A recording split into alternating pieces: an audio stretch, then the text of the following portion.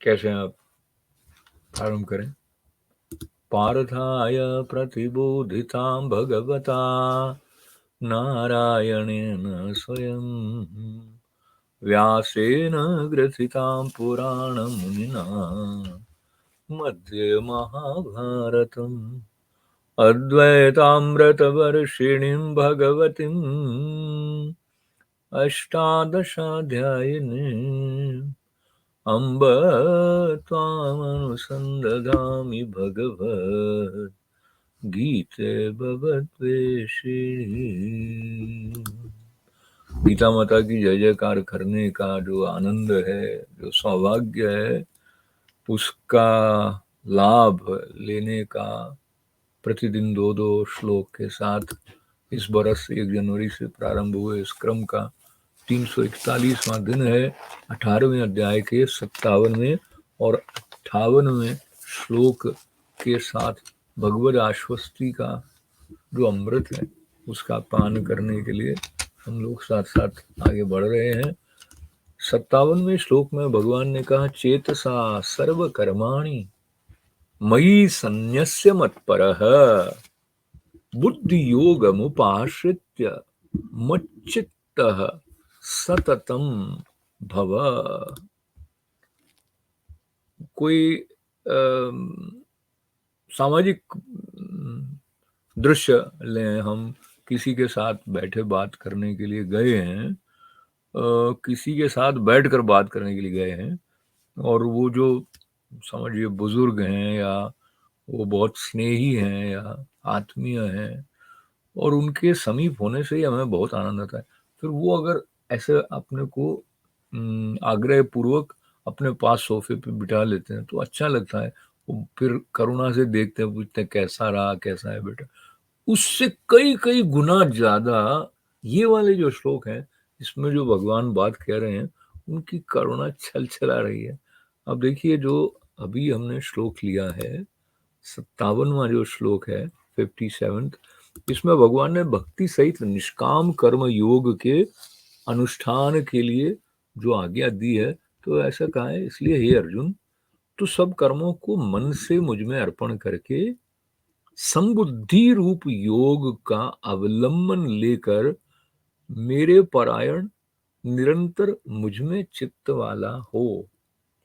इसमें यह स्पष्ट है कि वो जब अर्जुन से या आपसे और मुझसे ऐसा कह रहे हैं, तो इसमें उनका तो कोई स्वार्थ है नहीं।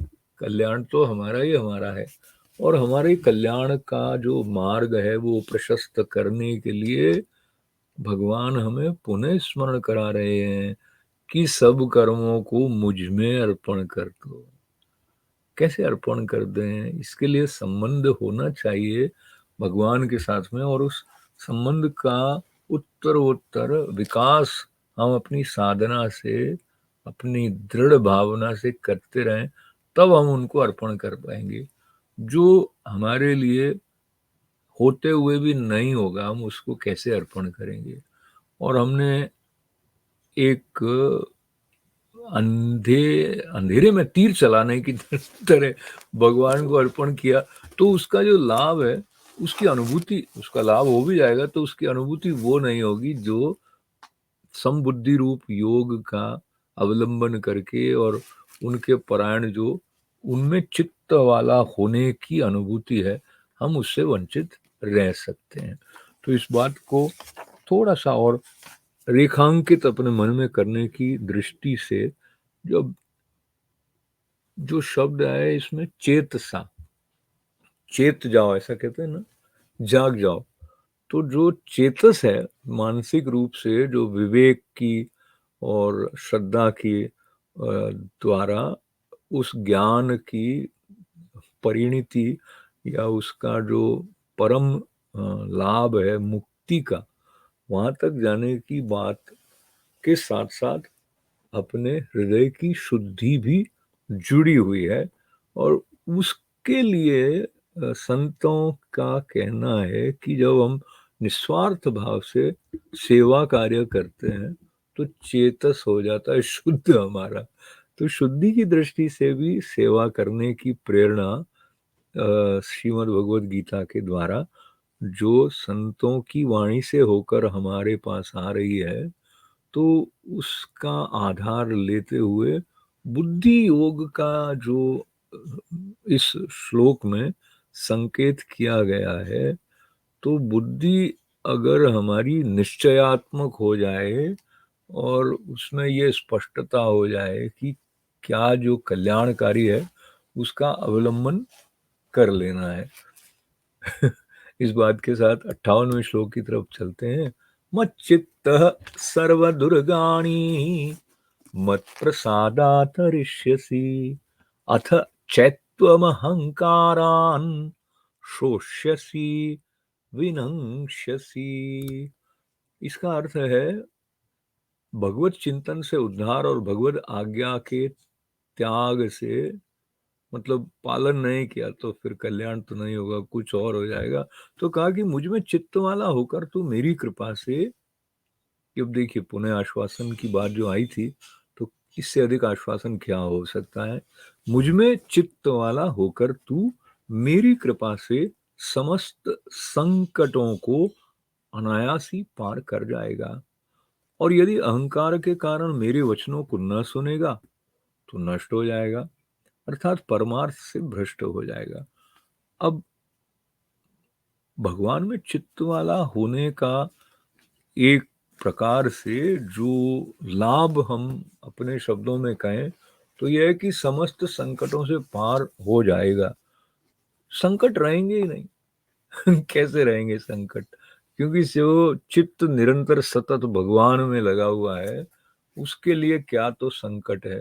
वो जो है प्रभु का प्रसाद है, ऐसा जो चित्त वाला हो जाएगा, कृष्णमय भाव में नित्य रमण करने वाला हो जाएगा, उसके लिए क्या बाधा, क्या कष्ट।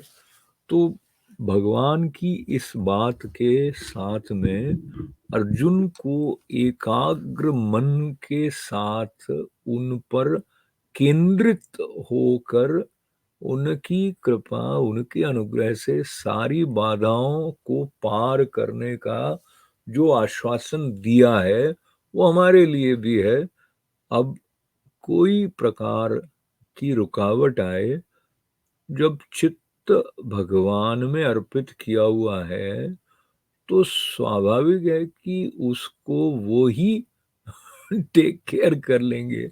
जैसे छोटा बच्चा है, वो अगर माँ की गोद में या पिता की गोद में जा रहा है और रास्ते में कुछ खड्डे आ गए, कहीं कंकर आ गए, तो ध्यान तो वो रख रहे हैं, इनको उन सब से सीधे सीधे प्रभाव नहीं होने वाला है। पर अगर पापा या मम्मी जो गोद में लिए वो गिर गए तो प्रभाव होगा। पर यहाँ पर ऐसा है कि जिसकी बात हो रही है वो कभी गिरने वाले नहीं है। ये संबंध के साथ में श्रद्धा भी स्वतः जागृत हो जाती है जब कृष्ण के स्वरूप के बारे में जो बात पूर्व के श्लोक में और समय समय पर वो स्वयं करुणा करके स्पष्ट कर रहे हैं। जो अक्षर हैं वो सर्वव्यापी हैं, वो अद्वय हैं, अविभाज्य हैं। ये सारे जो संदर्भ हैं उनको लेते हुए कृष्ण वो हैं जो कि कभी गिरने वाले भी नहीं है और हमें गिरने देंगे भी नहीं अगर हम उनकी शरण ले लेते हैं। और नहीं लेते हैं तो स्वाभाविक है कि स्खलित होने की संभावना, जिसको हम समझ भी नहीं पाते हैं, वो है। और शुद्ध मन होगा तो ये समझ में आएगा कि स्खलन या गिरने का क्या अर्थ है। इस सब के पीछे लक्ष्य की स्पष्टता जो है, जैसे हमारे गुरु महाराज का ये जो वचन था, सर्वात्म भाव हमारा जीवन लक्ष्य है। और जिस लक्ष्य की बात श्रीमद् भगवद गीता कर रही है वो वस्तुतः एक ही है। तो इस एकत्व के साथ साथ बहुत ही भावपूर्ण और श्रद्धा के साथ प्रेम सहित सबके मंगल, सबके कल्याण के साथ विशेष रूप से आप आज जुड़े हुए हैं। आपके जीवन में भगवत कृपा से समस्त बाधाओं के निराकरण करने की दृष्टि और शक्ति आपको मिले, ऐसी प्रार्थना। अनुमति लेने का मन तो नहीं हो रहा है, इसलिए पूर्णता की तरफ बढ़ जाते हैं। ओम पूर्णमद पूर्णमिदं पूर्णात् पूर्णमुदच्यते पूर्णस्य पूर्णमादाय पूर्णमेवावशिष्यते। ओम शांति शांति शांति। बहुत बहुत आभार। जय श्री कृष्ण।